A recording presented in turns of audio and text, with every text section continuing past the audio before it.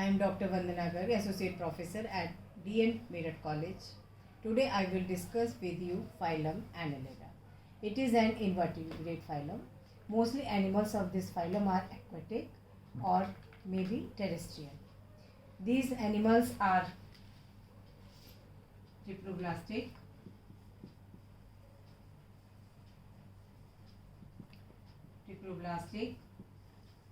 bilaterally symmetrical, and metamerically segmented.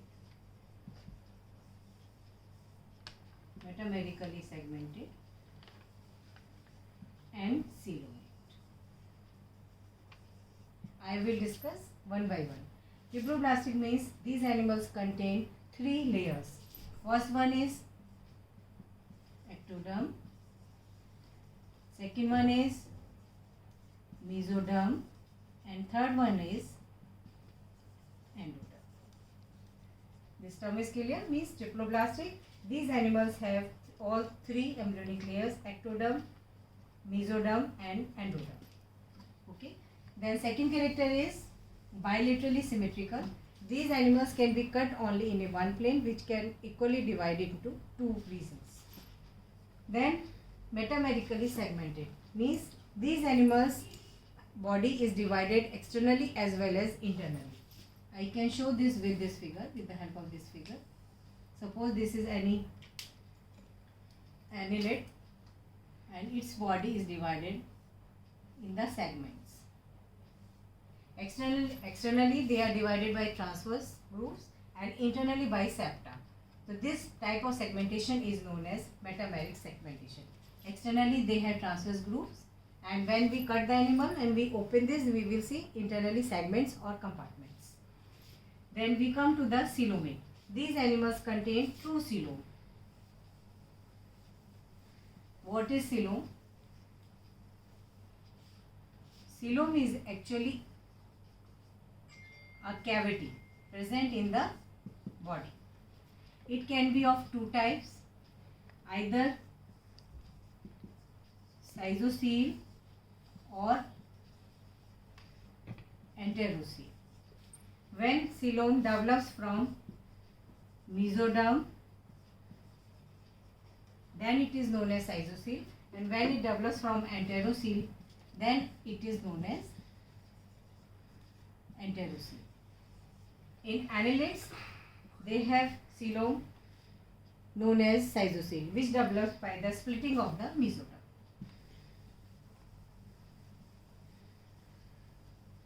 All these characters are main characters, and now I will discuss one by one all another characters.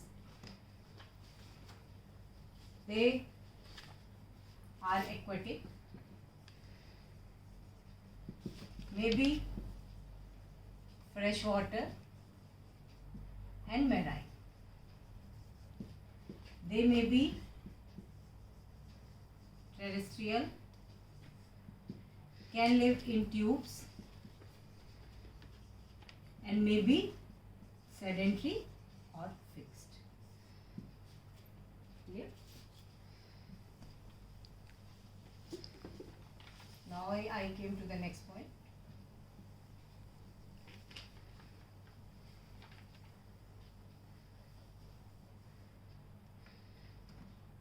Body wall is outerly. This is body wall, which contains epidermis. This layer is epidermis. Outerly it is covered by a thin layer, which is known as cuticle. And below epidermis, it has 2 types of layers. First one is longitudinal muscle layer, and second one is circular muscle layer. Both of these muscles are well developed in animals, and with the movement of both of these muscles, these animals move. Longitudinal muscles, if longitudinal muscles contract, they broad become, and if circular muscles widen, then they become elongate.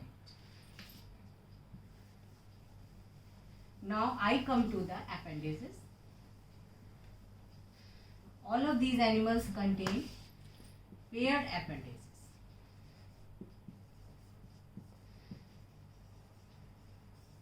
They are in the form of either setae, or we also call them chaetae and parapodia. I can explain them. Suppose this is any annelid worm, and in this manner they are present. They are parapodia. They are parapodia. This is one segment of the body, and both sides we have these appendages. There is a difference because appendages are present in phylum Arthropoda also, but there is one difference. In Annelida they are unjointed. All these appendages are unjointed. If we will talk about Arthropoda, then they are jointed. Body surface is moist and respiration occurs through gills, either by body surface or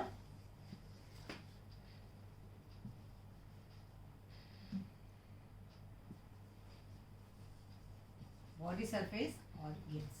Now I come to the blood vascular system. It is also unique in case of annelids. It is closed type. Closed means blood flows in closed vessels. And closed circulatory system is characteristic feature of chordates. It is only one phylum in which circulatory system is open, is closed.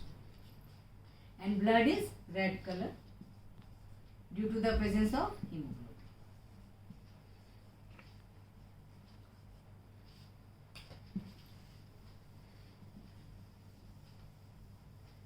Alimentary canal is straight.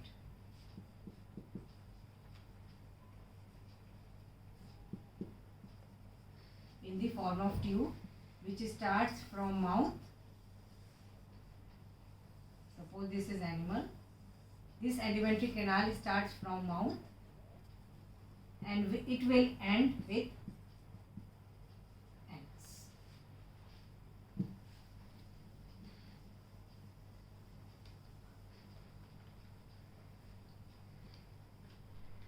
Nervous system contains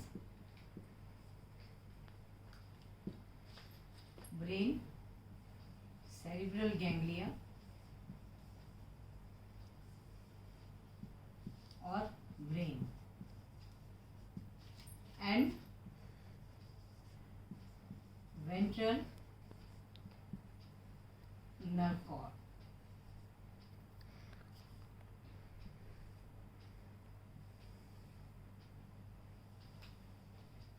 This is brain. This is ventral nerve cord.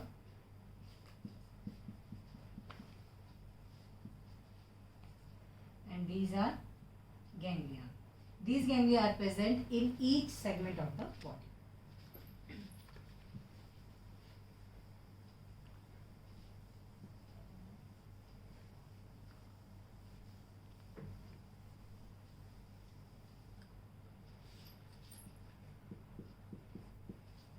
Eyes, cirri are present, but in few forms. In all forms they are not present. Animals, they are monoecious as well as dioecious, means male and female, when both present in one animal, then they are hermaphrodite. Or we may say them monoecious. And animals with both organs in one, then they are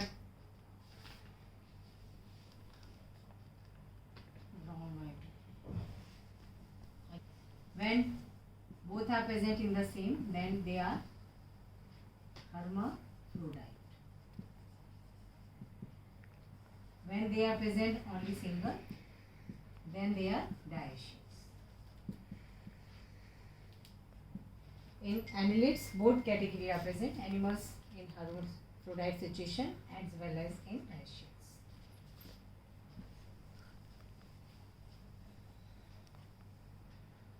Development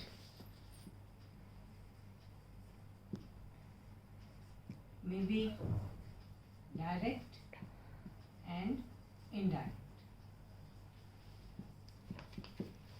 I say direct development means there will be no larval form. But if development will be indirect, then larva will be trophophore. It is a free swimming larva.